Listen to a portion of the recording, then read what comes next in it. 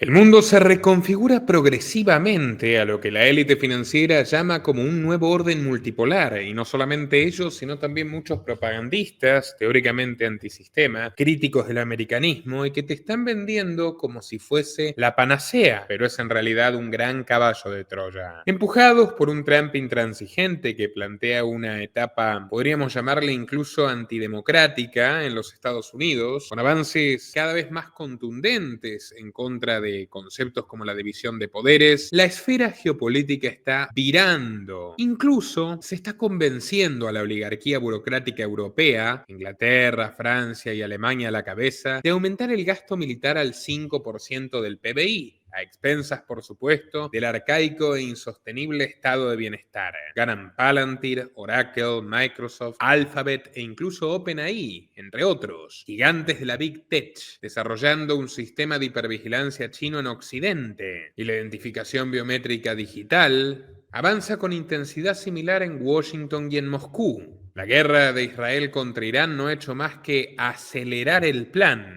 y China, que aparentemente se mantiene neutral, lidera en realidad toda esta tendencia, con su propio foro de Davos llamado The China Connection, y buscando seducir a antiguos aliados norteamericanos de que se sumen a su barco. La desconfianza sobre los Estados Unidos sigue creciendo, al punto que Alemania e Italia salieron a presionar para repatriar casi 250.000 millones de dólares en oro, tal y como hizo en su día Charles de Gaulle. Todo esto se los contará con lujo de detalles Nicolás Martínez Laje. Quédense hasta el último minuto y, amigos, no se olviden de contribuir en patreon.com/Nicolás Moraz para que nuestro trabajo periodístico siga siendo posible. ¡Comenzamos!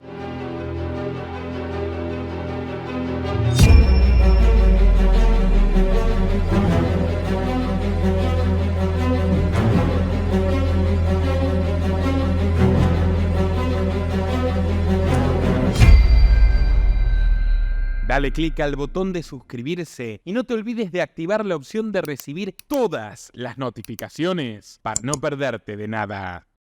Ciertamente un video me parece crucial, importantísimo para entender mucho de lo que está pasando, porque vamos a abandonar lo que vemos en muchos otros analistas, otros canales, otras publicaciones mainstream, sobre todo una fantasía, una narrativa dedicada exclusivamente a manipular la opinión pública a favor de mostrar la realidad. Follow the money, seguir el dinero, el rastro del dinero.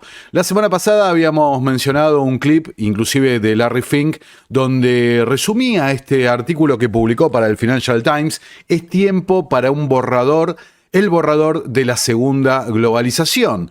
Y cuando habló Larry Fink de este nuevo orden que se iba a ocasionar y demás, ¿en qué otra ocasión lo refirió? Fíjate, 2022, la guerra entre Rusia y Ucrania desencadenará un nuevo orden, decía Larry Fink en ese momento. Creo que este conflicto va a acelerar un cambio que estaba comenzando incluso antes, debido a la crisis de 2020. Y claramente ya todos entendemos, los que siguen especialmente este canal, a qué se refiere. Creo que 2020 realmente comenzó a mostrar que el mundo está menos conectado de lo que presumíamos, decía Larry Fink en ese momento, hablando del temor por las nuevas interrupciones desde el suministro de energía, parte muy importante de este video, hasta el trigo, el alimento, en definitiva todo bajo amenaza. Creo que vamos a ver una aceleración, fíjate, del nearshoring y el onshoring. Así que esto todavía significa globalización, pero un marco diferente, totalmente igual, como pueden ver, a lo que decía en esa publicación en el Financial Times Larry Fink. Entonces, fíjate, como publica acá Escenario Mundial, el canciller alemán Merz, un pupilo de BlackRock, afirma que hará todo lo posible para que el gasoducto Nord Stream no funcione más. Cuando Merz fue justamente a la Casa Blanca y se reunió con Trump, salió el tema. Mira, escuchá lo que decía. Stream 2. Fui a Alemania, ahora que lo pienso, lo siento, hice eso, no lo sé, pero yo terminé Nord Stream 2, nadie más lo hizo. Y luego, cuando Biden asumió, lo aprobó de inmediato. Ese es básicamente el gasoducto más grande del mundo, que va a Alemania y a otros países. Ah, y por cierto, tenemos tanto petróleo y gas que no podrán comprarlo todo. Quiero decir, literalmente Tenemos tanto y espero que lo incluyamos en nuestro acuerdo comercial porque tenemos más que nadie. De hecho, tenemos por mucho la mayor cantidad en el mundo, probablemente el doble de lo que tiene cualquier otro, así que trabajaremos en eso. Estoy seguro de que es algo que discutiremos hoy. Presidente. Bueno, ahí lo escuchás a Donald Trump directamente diciendo, a ver, la operación, digamos, ¿no? Hay que decirlo con todas las letras, Sabo, ¿no? Ya entienden a qué me refiero. La operación del Nord Stream, yo la escribí, yo la diseñé, mi administración, ¿no? Y la gente, los que operan detrás del trono, esos magos de Oz, titiriteros que están detrás del trono, que en este video vamos a hablar bastante al respecto. Ellos lo diseñaron, yo lo aprobé, ¿no? ¿Y quién lo firmó y quién lo ejecutó? Biden. Pero después hay muchos que caen en esa izquierda, derecha, progres, conservadores. Hay una unidad de agenda y la unidad de agenda son la que representa los intereses de las oligarquías de cada país. Lo que dijimos en el video anterior. Los países realmente actúan como una suerte de hospedaje, anfitriones para esas oligarquías que operan ahí. Ahora depende el poder global, que en tanto pueden extender su poderío, su influencia a lo largo de todo el orbe terrestre. No es lo mismo para el caso que estamos hablando tanto de Estados Unidos, no sé, Walmart, que por ejemplo un Google. En particular hablando de su influencia a lo largo del mundo. Entonces, como hemos destacado, venimos siguiendo en esta línea investigativa hace mucho tiempo, la City de Londres, no el Reino Unido. La City de Londres, el Reino Unido, es el recipiente detrás del que se esconde este poder.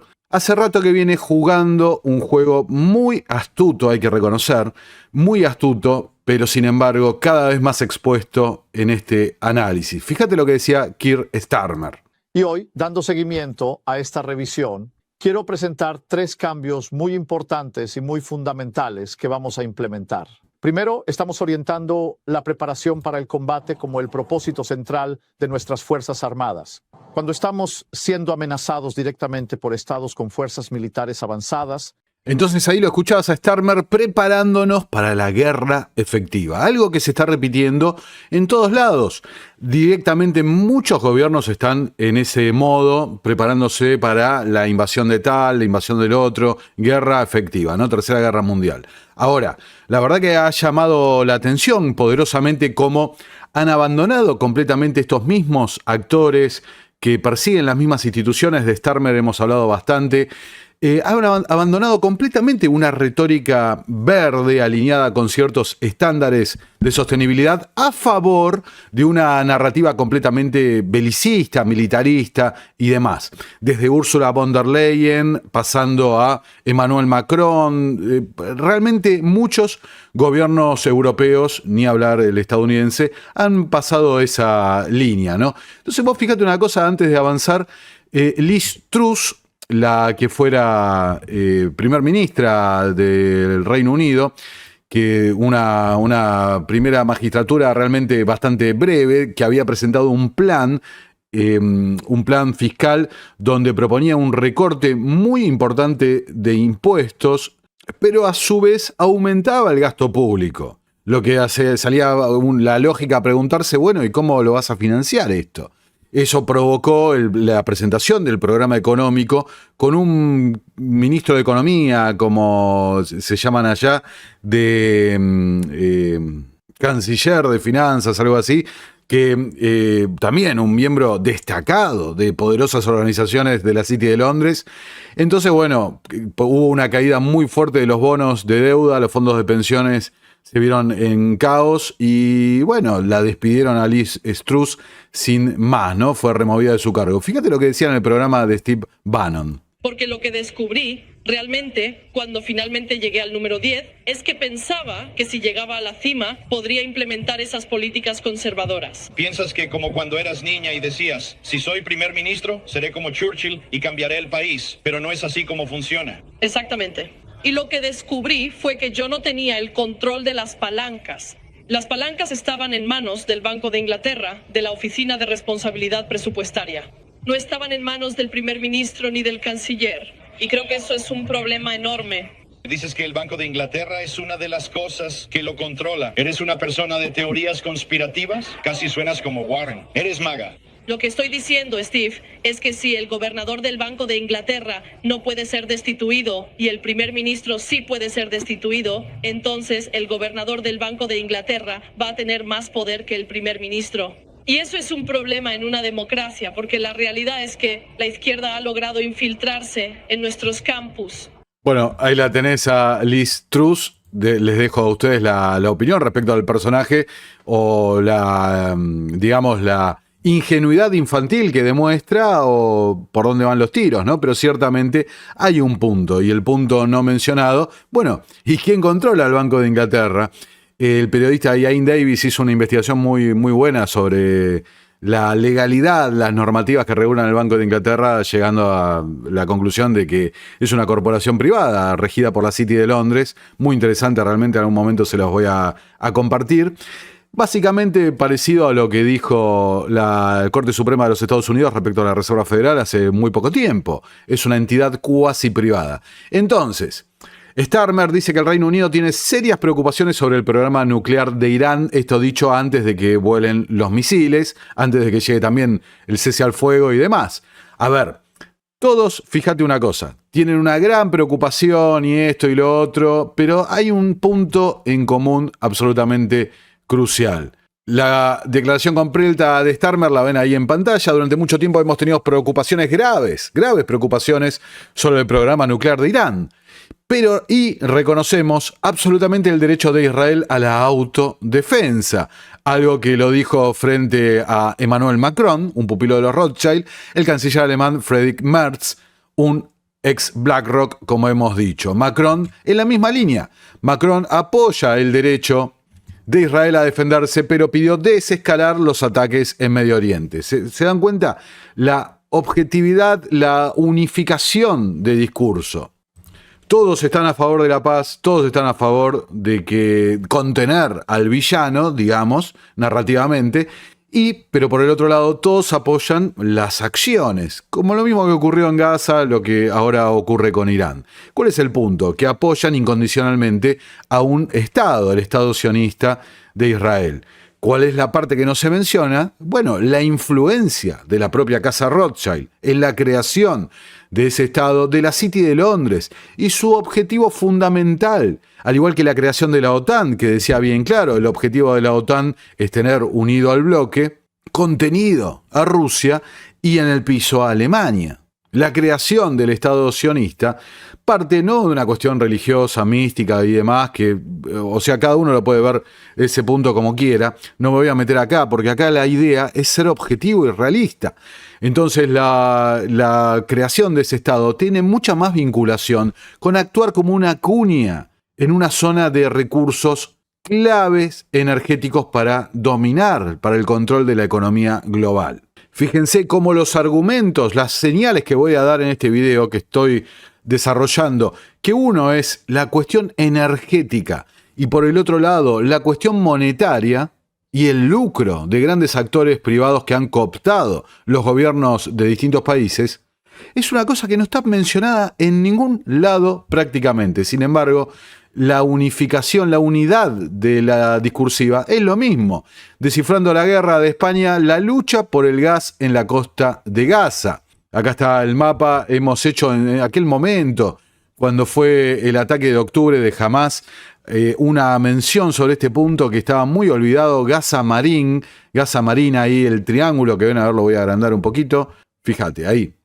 Que va desde un poco más de donde está el enclave de Gaza a Khan Yunis, parte clave, muy mencionado en este año y pico que ha pasado de esta toma del control de este territorio. Y acá está, digamos, la imagen más reveladora del asunto. La idea, ¿cuál era? Vos fijate, desarrollar gasoductos que vayan a Chipre y que luego conecten con Europa. Todo esto iba, inclusive la guerra entre Rusia y Ucrania, la destrucción del Nord Stream, todo va por la venta del gas. Asegurarse un monopolio, un control exclusivo sobre la venta de energía a Europa. Y como señala este artículo, fíjate, Israel continúa aumentando la concesión de licencias a nuevas y ya conocidas empresas como British Petroleum, ¿no? Etcétera, etcétera, etcétera. Entonces, todos los actores son lo mismo. Acá de Asia Times, la toma de Gaza por parte de Trump tiene que ver con el gas natural, reforzando la idea. Entonces, como insisto, lo que está detrás acá es otro conflicto que está poco hablado. Es el rol de Londres. Londres utilizando como músculo, Londres, el cerebro, el centro financiero, utilizando como músculo al centro militar del mundo, los Estados Unidos. Y la batalla es contra Rusia en una parte, es contra, digamos, el control, insisto, del Heartland, la teoría de Halford Mackinder.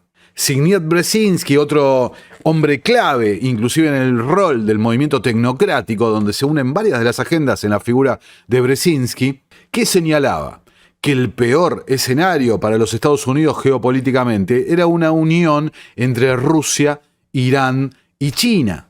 Y decía, no una unión ideológica, sino una unión por el espanto, nos une el espanto, la frase acá conocida de la política argentina, pero una unión, una sociedad que les permite el control justamente del área clave para dominar la economía mundial. El papel, la deuda, el interés, la usura, son las cadenas, son los grilletes, pero el que controla verdaderamente los recursos es el que tiene la palanca en la negociación.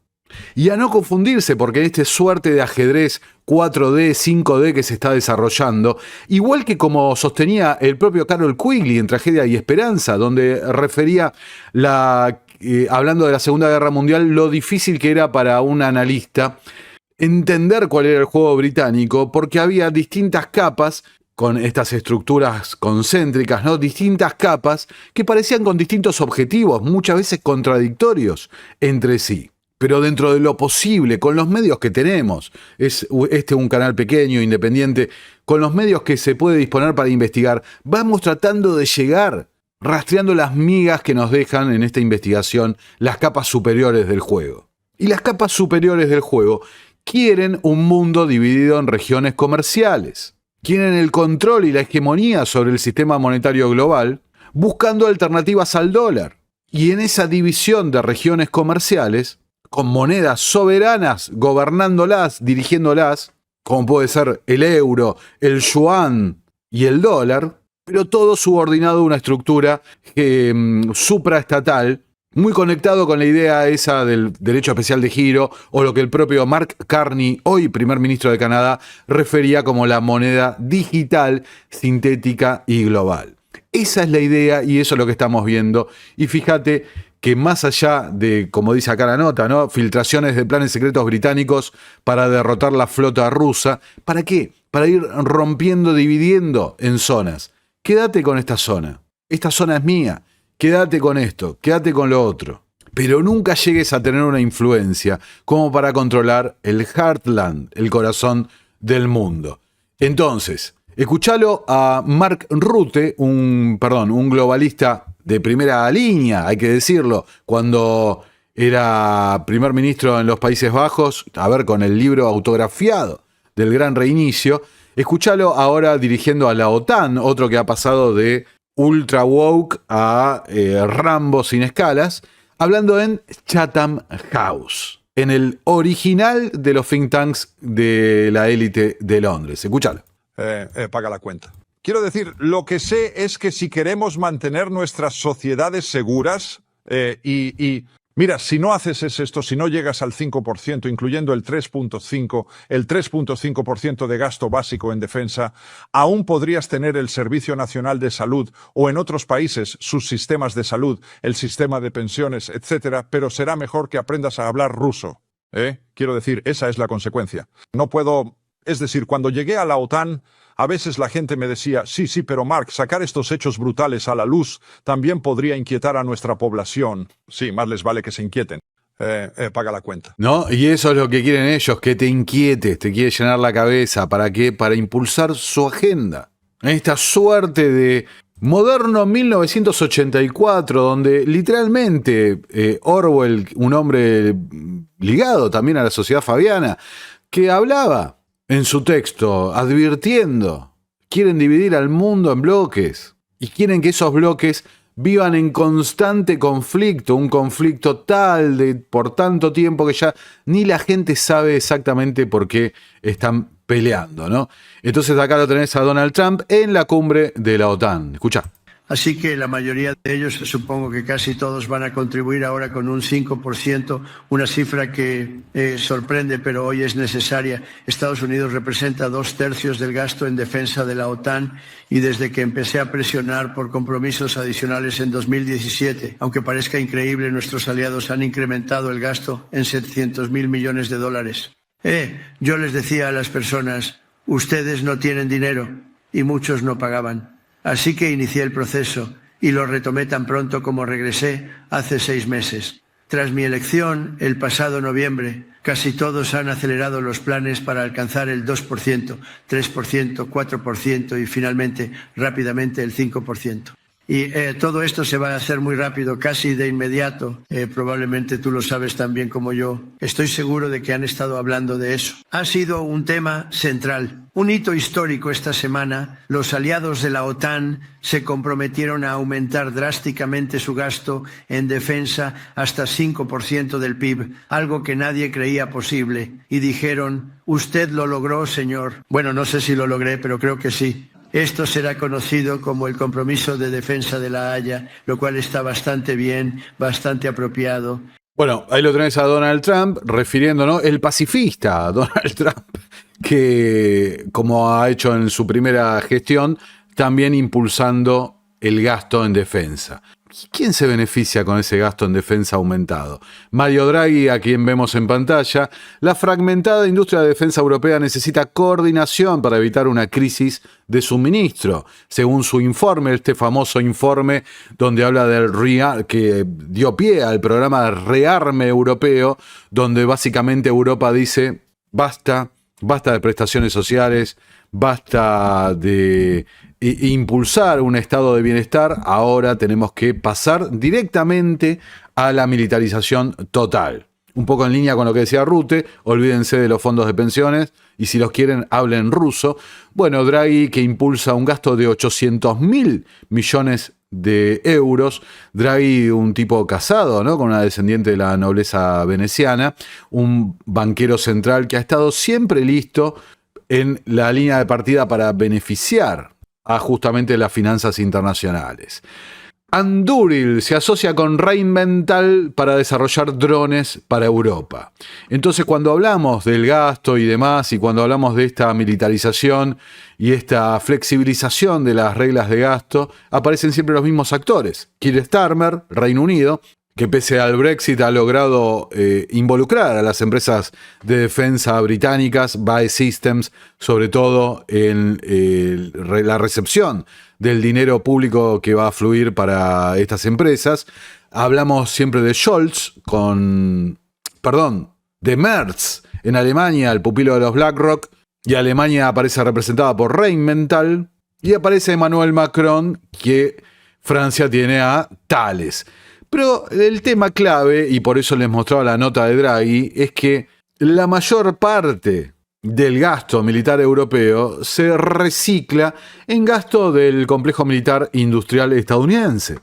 Y por supuesto, entrando en el mundo de las finanzas, los grandes fondos de inversión, BlackRock, Vanguard, State Street, aparecen como grandes beneficiarios, tenedores de estas compañías. Pero sobrevolando como un satélite, orbitando alrededor de todo, aparece la empresa que venimos mencionando y siguiendo a lo largo de las últimas ediciones, Palantir, de Peter Thiel. Yo les mostré antes Anduril, la empresa que se había asociado con Rheinmetall de Alemania. Bueno, Anduril también es una empresa que ha recibido financiamiento inicial de Peter Thiel, y se dedica a fabricar drones que están a su vez asociados al software de Palantir. Entonces empieza a emerger un patrón común. Palantir, fíjate, gana protagonismo tras reunión con Keir Starmer en medio del auge de la inteligencia artificial militar. Entonces decimos Reino Unido, Alemania y Francia, justamente con los tres países, entre otros, Palantir tiene asociaciones estratégicas. No solo darle directamente la utilización de su software a nivel militar, sino hasta a nivel policial, como en el caso del Reino Unido. Palantir de Estados Unidos seguirá formando parte de la inteligencia francesa hasta el final de la presidencia de Macron, se pregunta Intelligence Online. Dice que Palantir se está dedicando a la unificación, a la fusión de los datos de los servicios de inteligencia franceses. Y dice, hasta que esta fusión esté completamente operativa, el grupo estadounidense Palantir tendrá presencia en la inteligencia francesa durante mucho tiempo. Pero no es solo Francia, no es solo Alemania, es toda la OTAN. Las acciones de Palantir suben tras la adquisición de su sistema de inteligencia artificial por parte de la OTAN, presionado ¿por qué? Por la presidencia Trump. Peter Thiel, un tipo clave en la primera administración y en las sombras en esta segunda administración trumpista. Entonces acá está la propia página de Palantir. Fíjense simplemente dónde están las ubicaciones. Olvidémonos de Estados Unidos y Canadá, Dinamarca, Francia, Alemania, Israel, Italia, Países Bajos, Noruega, Polonia, Qatar, España, Suecia, Suiza, Emiratos Árabes Unidos y por supuesto el Reino Unido, Australia, Japón y Corea. Entonces viendo el mapa que publica la propia página web de Palantir, queda más que claro, y les mando un saludo porque seguramente están indexando este video, queda más que claro dónde opera, qué opera y a qué bloque responde, a qué alianza responde. Y hay que agregar que, por ejemplo, los grandes vacíos, por ejemplo Argentina, Latinoamérica, es porque no tienen oficina comercial, pero eso no quiere decir que no estén utilizando su software. Insisto, una empresa más que clave, importantísima, que no está siendo correctamente evaluada por los medios. Fíjate, hace poquito fue el desfile militar en los Estados Unidos, donde se festejó el cumpleaños de Trump, sí, como Corea del Norte y demás, y también se festejó el aniversario del ejército estadounidense, que fue auspiciado, ¿por qué? Por Lockheed Martin y Palantir, también por la empresa de criptomonedas Coinbase, de Brian Armstrong, y la bebida energética del dueño de la UFC, Dana White. Esto es lo que muestra, ¿no?, la evolución realmente del complejo militar, que algo que muchos presidentes, muchos periodistas han advertido, ¿no?, sobre el poder, la influencia verdadera sobre la administración, sobre la democracia, hay que decir directamente. Esta transición que estamos viendo desde un complejo militar pesado, industrial, hacia una suerte de complejo militar industrial tecnológico, donde, como vamos a ver ahora en una presentación que les preparé, cada vez más la influencia de Silicon Valley en crear una unidad de respuesta militar ligera, dinámica, guiada por software. Acá lo tenemos reflejado. OpenAI, una empresa relativamente reciente, ¿no?, gana un contrato por $200 millones en los Estados Unidos.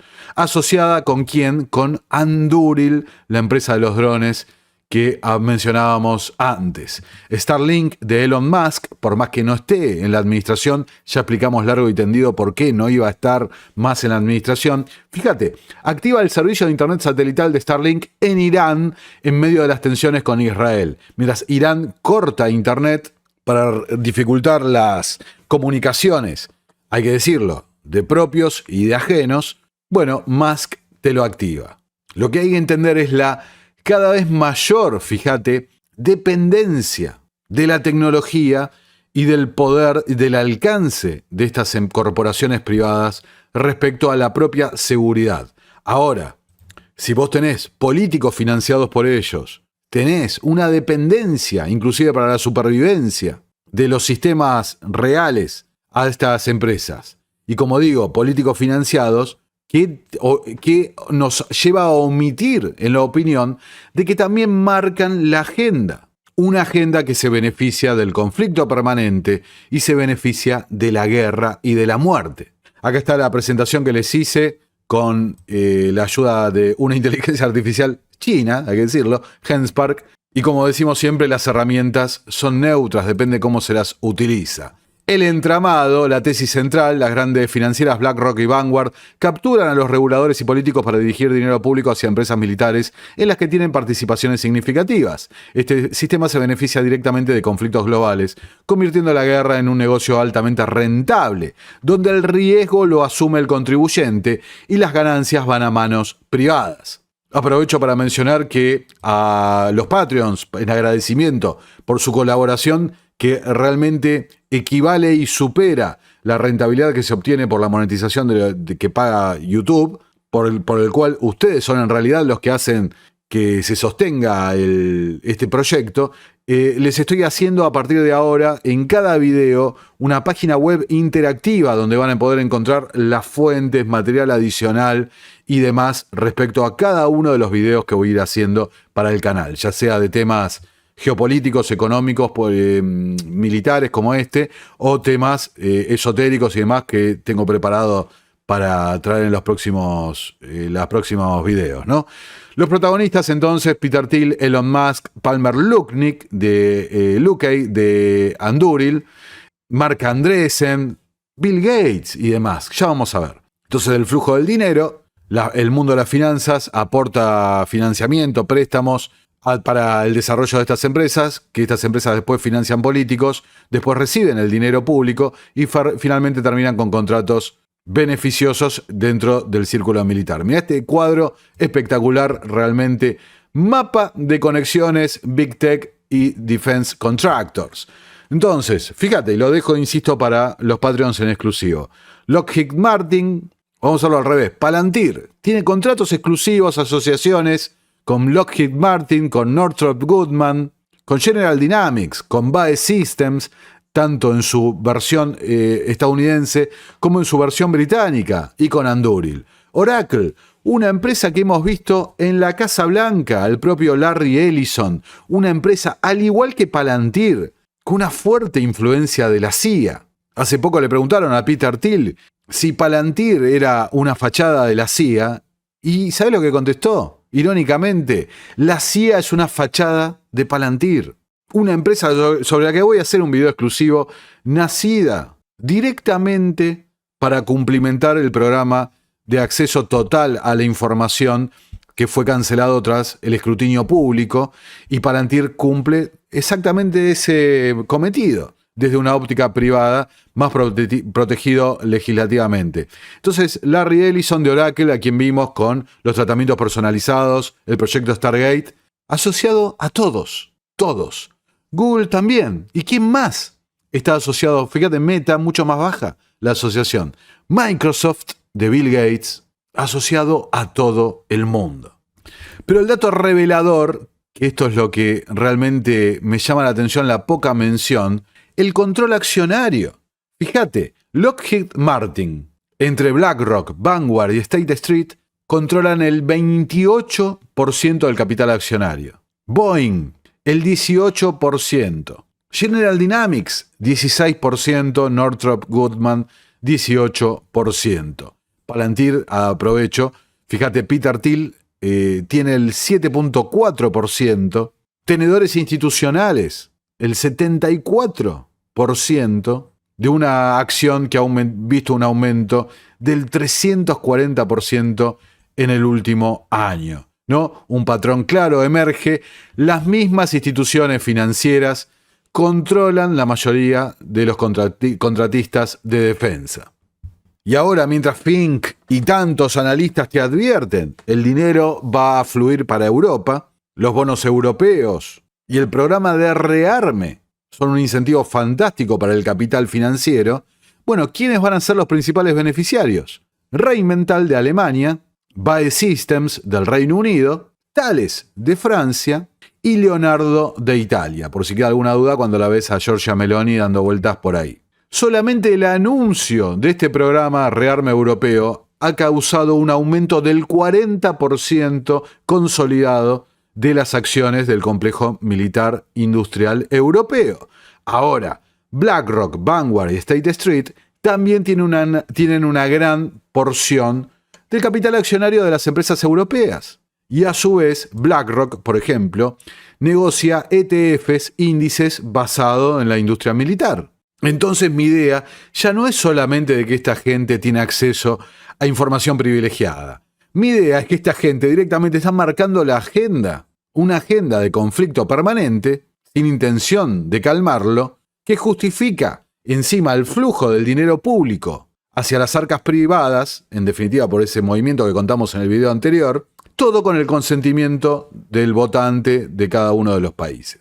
Entonces, guerra como negocio, fíjate Ucrania y Gaza. ¿Quiénes operan en estos lugares, no? En Ucrania, Starlink y SpaceX. Palantir, Anduril con los drones.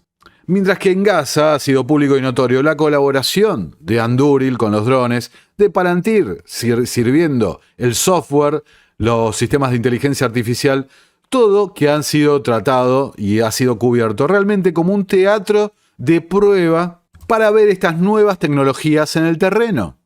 ¿Se acuerdan en los Estados Unidos la suerte de pánico que hubo hace no muchos meses respecto a los objetos voladores no identificados que acá dijimos? Casualmente están pujando por contratos de drones distintas empresas. ¿Y en qué terminó eso?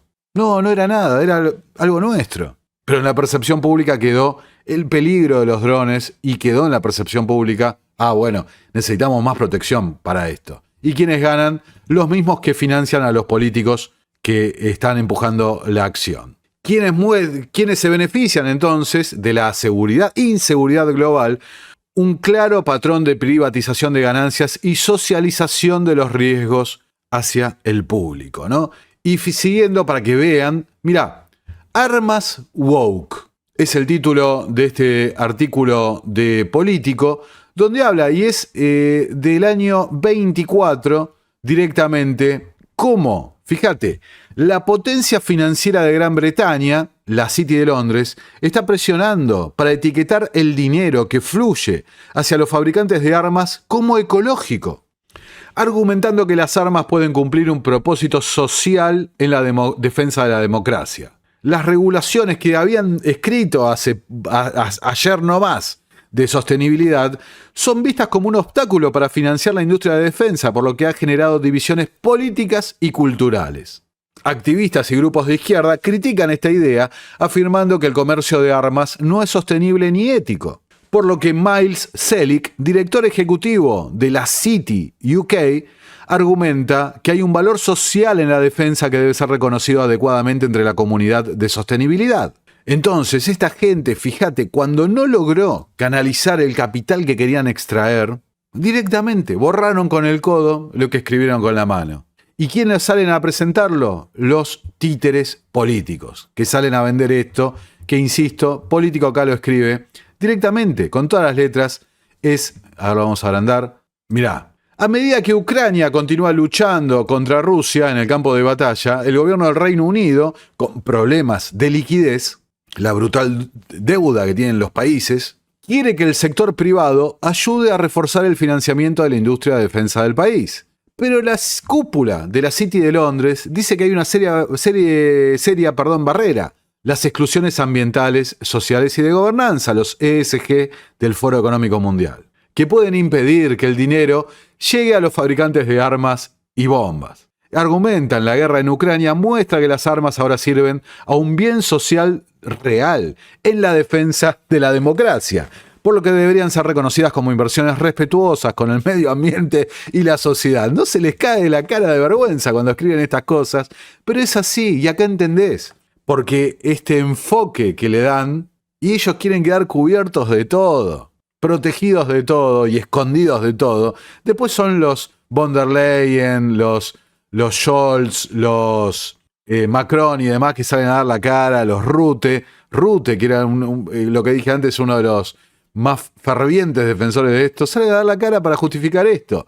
Mirá, The Economist, cómo la bonanza de la defensa remodelará la economía mundial. ¿Cómo? Dividiéndola en bloques, ¿no? Por supuesto. Y la revista de los Rothschild, The Economist, te dice, la OTAN ha acordado aumentar el gasto militar al 3.5 del PIB, ¿no? Esto fue antes del acuerdo que se firmó esta semana.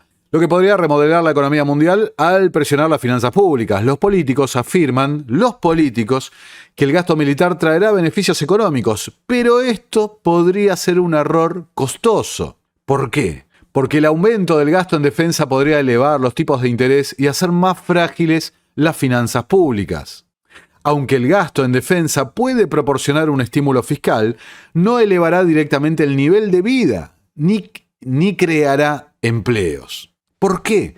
Porque el nuevo complejo militar 2.0 dice, la producción de la defensa está altamente automatizada, lo que limitará justamente esta creación de empleos. Y señala que la investigación y el desarrollo en materia de defensa, por el contrario, podría ser más beneficioso, lo que genera, al igual que en el mundo tecnológico, nuevas generaciones de productos. Los productos se vuelven obsoletos muy rápido. Y señala, la naturaleza de la guerra moderna solo hace que la creación masiva de empleos sea menos probable.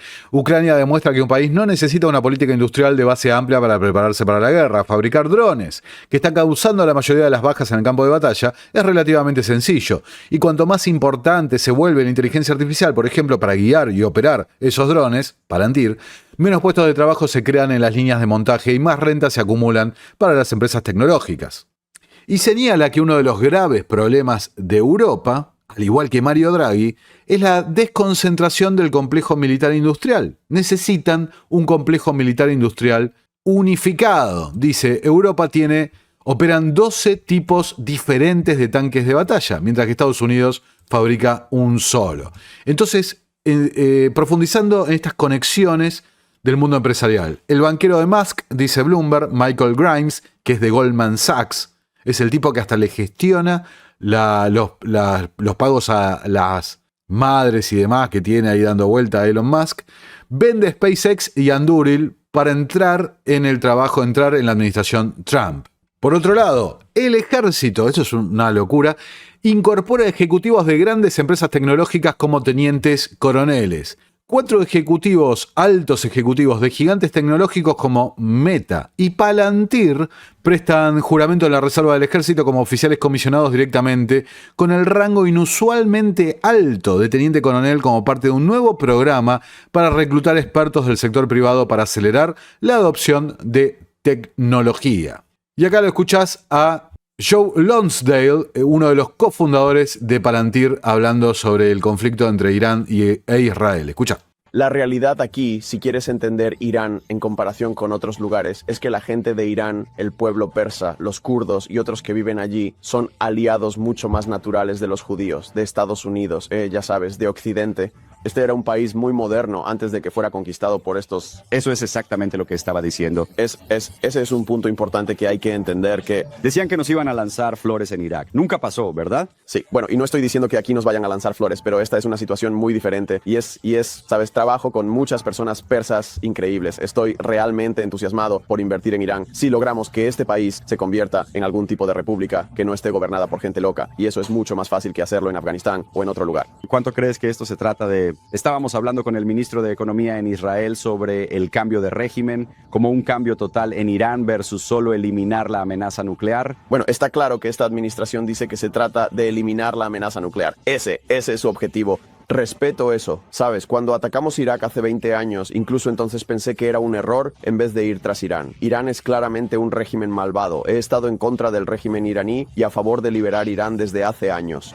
Bueno, ahí lo tenés, ¿no? Empresarios directamente hablando de geopolítica con total alineación con las ideas neoconservadoras que escuchábamos en la década de los 90, ¿no? En particular después del evento de 2001, donde se escuchaba esto, ¿no? La toma, la redefinición, redistribución de Medio Oriente.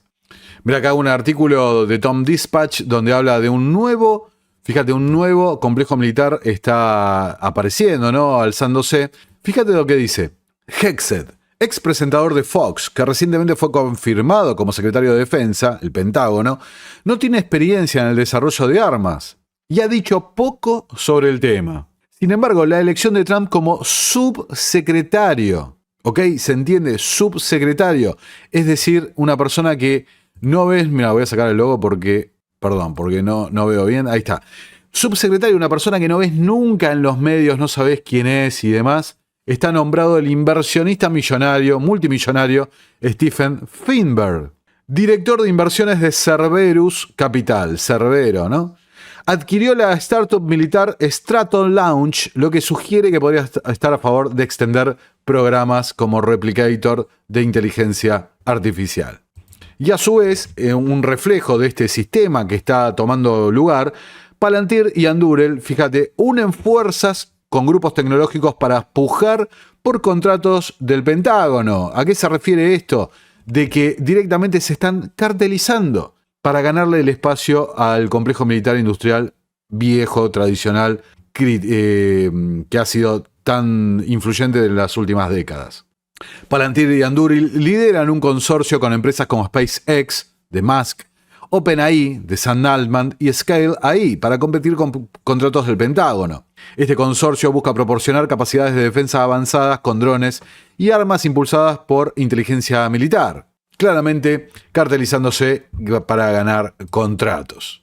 La revista Time, cómo los gigantes tecnológicos convirtieron a Ucrania en un laboratorio de la guerra de inteligencia artificial. Fíjate, ¿no? La propia tapa, la primera guerra de inteligencia artificial. Y dice, Palantir y otros tech giants, otros gigantes tecnológicos, están construyendo el futuro de la batalla en Ucrania. Donde aparece también otro aspecto que hemos señalado en el video anterior, sobre todo por las declaraciones de Donald Trump respecto al tema de Irán, de una suerte de interna que ha quedado a la luz respecto de los servicios de inteligencia, los halcones contra, ¿no?, los que tienen una visión más imperialista versus una versión más local interna. Steve Bannon habla al respecto con Tucker Carlson. Escucha. Bueno, tú lo sabes mejor que nadie, pero funciona como va a funcionar. Quiero decir, enviamos a Pompeo allá como... Es un ejército, es un negocio, es una agencia con un hombre maravilloso. Bueno, ahí sigue Tucker Carlson. Fíjate, dice, están tratando de operar en contra del gobierno de Donald Trump. Y este complejo, este estado profundo de seguridad, ya tiene, dice Bannon, un nombre detrás, ¿no? Preparado, listo, en la gatera. La pregunta es, fíjate, Wired. J.D. Vance es el leal converso en jefe. ¿Y qué señala este artículo de Wired? Dice que tras la salida de Elon Musk, el vicepresidente J.D. Vance está en la cima del mundo. Vance, que alguna vez fue un crítico del presidente Donald Trump, ahora es su mano derecha. Está en todas partes, con el respaldo total de MAGA. Está en televisión promocionando el bombardeo estadounidense de Irán, algo a lo que, agrego, Vance se oponía hace no mucho tiempo. Y ha sido clave, como contamos acá, para negociar la tenue distensión entre Elon Musk y Trump. Y dice, y lo que es más importante, también se ha convertido en el mayor punto de contacto de la administración para los multimillonarios de Silicon Valley, que ayudaron a impulsar a Trump a un segundo mandato. El vicepresidente tiene una relación mucho más estrecha con estos nuevos actores en el Partido Republicano que el presidente, según dijeron a Wired fuentes del mundo Trump dentro y alrededor de la administración. Entonces, como es público y notorio, la carrera de J.D. Vance ha sido financiada por Peter Thiel. Y fíjate lo que dice en el cierre. El hecho de que Vance cree un poco de margen de maniobra para sí mismo de vez en cuando, dice la fuente cercana, podría ser clave para aferrarse al apoyo de lo que se referían burlonamente como los Tech Bros. No sé si todavía están a bordo del tren de Trump o no, pero ciertamente tienen acceso a muchos fondos si Vance finalmente se convierte en el heredero aparente en 2028. Con el tren del dinero detrás de él, al menos por el momento, Vance tiene las llaves del reino esperándole. E insisto, como es poco mencionado, a diferencia del financiamiento que tuvo respecto a Thiel en su carrera política, es muy poco tocado el tema de las inversiones en Wall Street de Vance a través de su propio fondo de inversión, también ligadas a las empresas militares digitales, startups tecnológicas militares. Acá tenés otro clip de Bannon con Tucker Carlson. Bannon, que recuerden que ejemplificaba la división entre este movimiento MAGA, entre los tech bros y los políticos tradicionales. Escucha. Manejan el asunto. Amigo, no podemos conseguir los archivos de Kennedy 62 años después. Y por cierto, alguien asesinó al presidente de los Estados Unidos y mintió al respecto durante 60 años, ¿de acuerdo? Y todavía no podemos obtener esos archivos. Hay miles de documentos que no han sido publicados hasta el día de hoy. Y todos parecen como que... Todo está relacionado de algún modo con actividades de la CIA o la CIA suprimiendo información. Y no solo la CIA, ¿de acuerdo? Entonces, mire, estamos viviendo en un país post-golpe. Golpe de... Todo lo que pasó. Sí, luego. Después de 1963, todo funcionario electo, ciertamente todo funcionario elegido a nivel nacional, vive con eso sobre su cabeza. Eliminan a este tipo y quien quiera que lo haya hecho es tan poderoso que ni siquiera hoy, cuando John McCone lleva 50 años muerto, que era el director de la CIA en ese entonces, todos se han ido y aún así no podemos saber exactamente qué pasó hoy. Fuentes y métodos, eso es... Ya ni siquiera dicen eso, no dicen nada. Dicen, ya los publicamos. Mientes, lo sé, soy de aquí. Yo lo sé. Así que sí creo que hay un sentido en el que algunos de nuestros líderes sienten la presencia de una amenaza física. No lo creo, lo sé. Bueno, ahí lo escuchás clarísimo realmente, con un punto más que importante, ¿no? Y vos fíjate una cosa, hay que rastrear los propios orígenes de la CIA y demás para ver sus afiliaciones con distintos oligarcas estadounidenses, en particular la familia Rockefeller. Nuevamente el rol, digamos, de Wall Street en este caso aparece.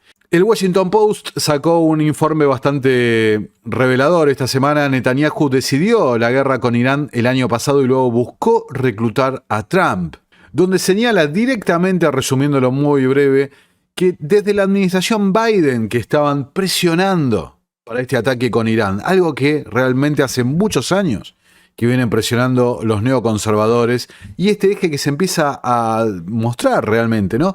Relacionado con Londres, con la City de Londres. Sin embargo, decían, los informes de inteligencia no muestran lo que sostiene Israel y por eso no avanzaron con el ataque. Un ataque que, hay que decirlo, tampoco la administración Trump cumplió exactamente los objetivos que buscaba Israel.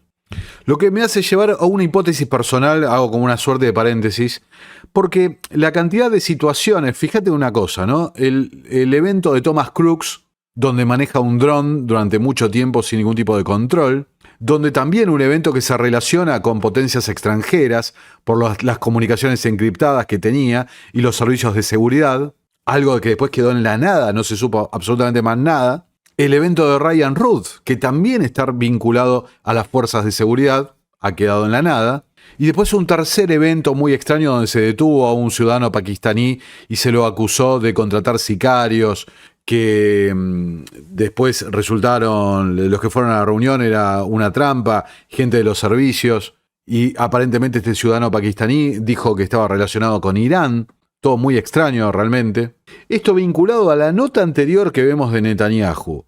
¿Han estado operando activamente para buscar una reacción en Trump que lo hiciera apretar el botón rojo respecto a Irán? ¿Se acuerdan cuando despidieron a Mike Waltz de la administración, acusándolo directamente de defender más los intereses de Netanyahu que los propios de la administración trumpista? Lo cierto que Vance, a quien veíamos ahí detrás de Donald Trump, lo cierto que inclusive él claramente está defendiendo los intereses de sus benefactores, ¿no? Inclusive viajando a Groenlandia y demás, algo también que ha quedado medio en la nada. Y ahora, estamos entonces en este mundo dividido en bloques incipiente que empieza a aparecer. Fíjate, en la reunión del G7, Donald Trump reitera el llamado para que Rusia sea readmitida en la cumbre del G7. Pero también Trump hizo un llamado que pasó bastante más desapercibido a que China se incorpore a este G7. ¿Por qué no incluir a China en el G8? ¿Por qué no tener a China la mayor economía mundial tras Estados Unidos? Bueno, no es una mala idea. No me molestaría si alguien quisiera sugerir que China se una. Creo que lo sugerimos, pero quieres tener personas con las que puedas hablar, ¿sabes? Ellos no hablan, Putin me habla a mí. Él no le habla a nadie más. No quiere hablar porque se sintió muy insultado cuando lo expulsaron del G8. ¿Cómo me sentiría yo? ¿Cómo te sentirías tú? ¿Cómo se sentiría cualquiera? Fue muy insultante. Y quiero decir, lo expulsó Trudeau, quien convenció a una o dos personas junto con Obama. Lo expulsaron y él no está contento con eso, te lo puedo asegurar. Él es un teléfono de la inmigración. Bueno, lo tienen, y fíjense la expresión corporal del propio Mark Carney, ¿no? Con satisfacción, porque parte del mundo que están pergeñando tiene que ver con eso, con China asumiendo otro rol y todos sometidos a esta infraestructura supraestatal. La revista Fortune: es muy probable que Estados Unidos luche una guerra en 3 frentes contra Rusia, China e Irán. Dice Alex Karp, el cofundador de Palantir, de quien vamos a hacer, insisto, un video. Parece parafraseando directamente a Zbigniew Brzezinski, ¿no? Y fíjate esto. El papel de la nueva línea ferroviaria Irán-China en el cambio del orden mundial. Escriben de la Press TV de Irán, algo, o sea, esto no lo viste en ningún lado, mirá, ahí está el gráfico, del tren, la línea ferroviaria que estaba con la idea de unir Irán con China. Entonces dice, ausente de los titulares en medio de la quinta ronda de conversaciones indirectas con Estados Unidos, un tren de carga procedente de China llegó a Irán la semana pasada, en un momento de una guerra de corredores a fuego lento. Esta línea ferroviaria permite a Irán y a China evitar restricciones marítimas impuestas por Estados Unidos y garantiza el comercio seguro de bienes y petróleo. El proyecto es parte de la iniciativa de la Franja y Ruta, integrando a Irán a una red comercial global y mejorando su posición estratégica en detrimento de su verdadero enemigo en Medio Oriente, Arabia Saudita. Este corredor ferroviario compite con el corredor económico India-Oriente Medio-Europa, destacando como una alternativa segura y eficiente. Y un corredor ferroviario totalmente en línea, insisto, con lo que decía Halford Mackinder. Evitar las conexiones terrestres. Para que un poder marítimo controle el mundo, debe evitar estas conexiones. Y a esto se refería realmente Brzezinski. No se refería a una unidad ideológica y demás. Todo este ferrocarril, que no ha salido en ningún lado, exclusivo acá te lo muestro, remite también a una de las causas de la Primera Guerra Mundial. El ferrocarril que se quería hacer entre Berlín y Bagdad.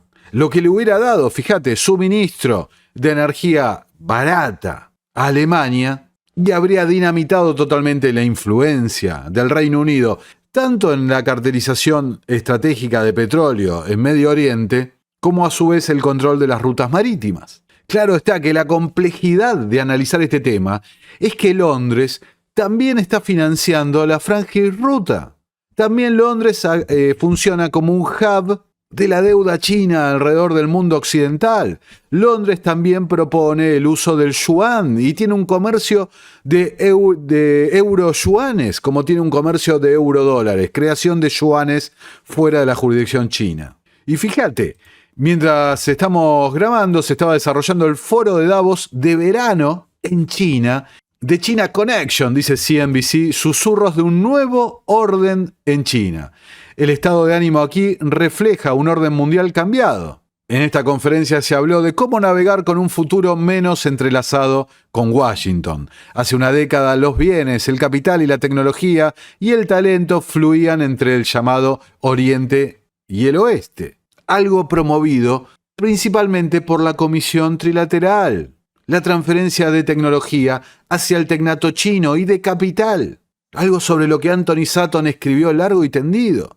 Ahora, dice, se está repitiendo ese flujo entre los países del sur global. Y para más precisiones, fíjate unas declaraciones que me llamaron mucho la atención. Dice, hay 130 países neutrales que están dispuestos a hacer negocios a través de fracturas geopolíticas y están buscando negocios. Y muchos de ellos están dirigidos por líderes que son relativamente internacionalistas. Ahora, pero no es que los países del sur global rechazan la globalización, rechazan el globalismo.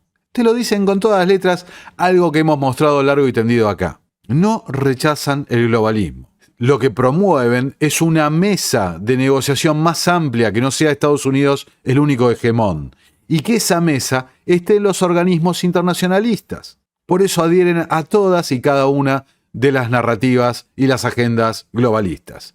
Fíjate, podemos estar avanzando hacia un mundo en el que Asia y Oriente Medio emerjan como un bloque económico nuevo y convincente que todavía está integrado hasta cierto punto con Europa y Estados Unidos, pero esa integración fluctúa. O esa integración la quieren romper, la quieren hacer fluctuar. Y qué mejor para reescribir el orden, justamente, que las guerras y el conflicto. ¿Por qué Teherán, por qué Irán no bloqueó el estrecho de Hormuz? Se pregunta la Deutsche Welle, algo que nosotros acá dijimos no lo iban a hacer. Sin embargo, muchos de estos actores estaban pidiendo, por favor, que lo bloqueen. Y en línea con eso, fíjate que desde la administración Trump dijeron, China, arreglate con Irán por el estrecho de Hormuz. Y Trump agregó, es hora de que China nos compre más a nosotros energía que, por ejemplo, a Irán, que se diversifique un poco, ¿no? Entonces, así es el gran hermano digital, ya llegando a las últimas notas de este extenso video, cómo se vigilarán a los ciudadanos de Estados Unidos con la ayuda de Peter Thiel y Palantir. Pero no es algo solamente acá, fíjate, Rusia exigirá una aplicación de identificación digital respaldada por el Estado en todos los dispositivos. Todos los smartphones nuevos que se vendan en Rusia ya vienen con una app precargada del gobierno digital. St. Alman, con el escaneo de iris, un proyecto para ir hacia la renta básica universal, aterriza en Londres. Londres que también planea realizar pruebas de ADN a todos los bebés recién nacidos para evaluar, para su bien, dice, ¿no? Una base de datos genómica. ¿Se acuerdan de 2020? En Gran Bretaña, donde dice que deben prepararse activamente para una guerra en su propio territorio, en una importante revisión del gobierno que incluye, fíjate el detalle que incluye, el gobierno también planea llevar a cabo un ejercicio intergubernamental para sobre cómo lidiar con crisis, como una futura crisis de 2020 a finales de este año. No solo la guerra, sino una futura crisis de 2020 y una futura crisis de ciberseguridad. Lo que significa pedir al sector privado que se comprometa con las fuerzas del orden para proteger a las personas de los contenidos dañinos e ilegales, ¿no? Cada vez más avanzando hacia la integración de esa asociación pública y privada que tanto venían fomentando desde el Foro Económico Mundial. En otro orden, Donald Trump vuelve a tener una victoria en la Corte Suprema Conservadora, una corte que previo a que asuma le dio inmunidad total para actos de gobierno al presidente. Insisto, un presidente que es un pato rengo, porque no puede optar por una reelección. Y todo en línea del análisis de los límites del Poder Ejecutivo. Lo que, según mi análisis, es el puente hacia el modelo tecnocrático. Escúchalo a Trump. Esta mañana, la Corte Suprema ha otorgado una victoria monumental para la Constitución, la separación de poderes y el Estado de Derecho al anular el uso excesivo de medidas cautelares a nivel nacional que interfieren con el funcionamiento normal del Poder Ejecutivo. La Corte Suprema ha detenido a la presidencia misma. Eso es lo que han hecho. Y realmente ha sido un periodo increíble durante esta última hora. Hay personas eufóricas en todo el país. He visto tanta felicidad y entusiasmo. A veces no se ve eso, pero este caso es muy importante. Fui elegido con un mandato histórico, pero en los últimos meses hemos visto a un pequeño grupo de jueces de la izquierda radical intentar anular los poderes legítimos del presidente para impedir que el pueblo estadounidense reciba las políticas por las que votaron en cifras récord. Era una grave amenaza a la democracia. Y en vez de limitarse a dictaminar sobre los casos inmediatos, estos jueces intentaron dictar la ley para toda la nación. En la práctica esto significaba que si cualquiera de los casi 700 jueces federales no estaba de acuerdo con la política de un presidente de los Estados Unidos debidamente elegido, podía bloquear esa política para que no entrara en vigor o retrasarla muchos años, manteniéndola atascada en el sistema judicial. Esto fue un abuso de poder colosal que nunca había ocurrido en la historia de Estados Unidos antes de las últimas décadas, y hemos recibido más medidas cautelares a nivel nacional que las que se emitieron en todo el siglo XX en conjunto. Piénsenlo, más que en todo el siglo XX. Yo estoy agradecido con la Corte Suprema por intervenir y resolver este problema tan grande y complejo, y lo han hecho muy sencillo. Agradezco a la jueza Barrett, quien escribió brillantemente la opinión, al presidente del Tribunal Supremo Roberts y a los jueces Alito, Gorsuch, Kavanaugh, Thomas, grandes personas. Claro, ahí está elogiando a los jueces que votaron a favor, no está nombrando, por ejemplo, a la jueza Sotomayor, que dijo prácticamente está dinamitando el Estado de Derecho de esta forma, ¿no? Estamos dinamitando el Estado de Derecho de esta forma. A ver, básicamente, para que se entienda, dice que los jueces federales no pueden bloquear las órdenes ejecutivas en todo el país. Ahora, ¿qué ocurre? Vos sos un ciudadano de un Estado X y recurrís a una corte federal con un planteo, el juez federal es federal, no es estatal, el juez federal lo entiende y resuelve y suspende la medida, como pasa en cualquier país del mundo realmente.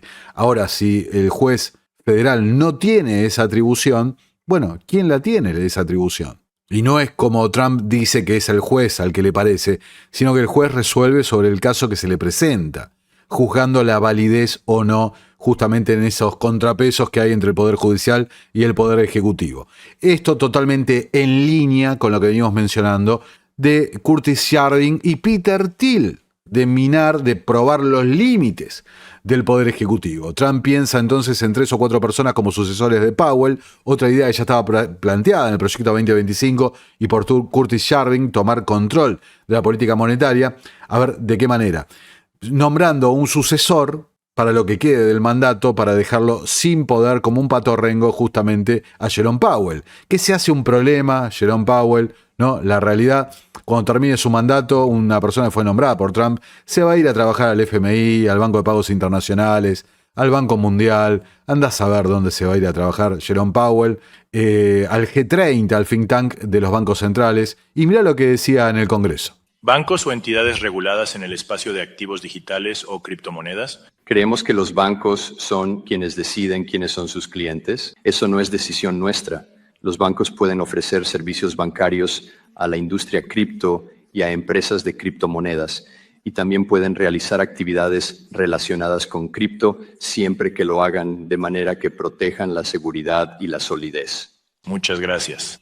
¿No? Ahí lo tenés a Powell, un cambio de narrativa tan grande, y también por otra parte dice, la Fed está en alerta por posibles ciberataques iraníes, porque nosotros también somos un objetivo. Recordemos que hace poquitos días grupos de hackers israelíes borraron todos los datos de un banco iraní, acusándolo de financiar el terrorismo a nivel internacional. Algo que daría pie a una escala de esta forma, ¿no? Realmente grave, lo que sería un gran reinicio, sin lugar a dudas, ¿no? Pero toda la agenda se está alineando hacia lo que venimos sosteniendo hace tanto tiempo. Distintos caminos confluyendo hacia un gran evento, un gran Black Swan que va a traer realmente una crisis, un cambio como nunca hemos visto. Fíjate este video de Klaus Schwab del año 2016, si no me equivoco, hablando en la televisión china. Escucha. Hoy en día, al final de todo esto, hablamos de que pronto podremos implantarnos. ¿Cuándo será eso? Seguramente en los próximos 10 años. Y primero los vamos a implantar en nuestra ropa, es decir, en dispositivos vestibles, como se dice. Y después podríamos imaginar que los implantemos en nuestros cerebros o en nuestra piel. Y al final tal vez habrá una comunicación directa entre nuestro cerebro y el mundo digital. Entonces Klaus Schwab dice en el 2016 que para el 2026 primero vas a usar dispositivos vestibles que vas a llevar con vos, como un smartwatch o lo que sea, que luego van a pasar a chips al estilo Neuralink, lo que hace Elon Musk, un young global leader del Foro Económico Mundial, no, todo para acelerar la fusión entre nuestras identidades digitales y el mundo biológico, ¿no? Entre nuestra mente digital y nuestra mente biológica y nuestro yo digital. Fíjate, Robert Kennedy Jr. en el Congreso de esta semana. Su alimentación, su actividad física y la forma en que viven sus vidas. Creemos que los dispositivos portátiles son clave para la agenda de hacer que Estados Unidos sea saludable de nuevo. Y mi visión es que cada estadounidense lleve un dispositivo portátil en 4 años. Gracias, señor secretario.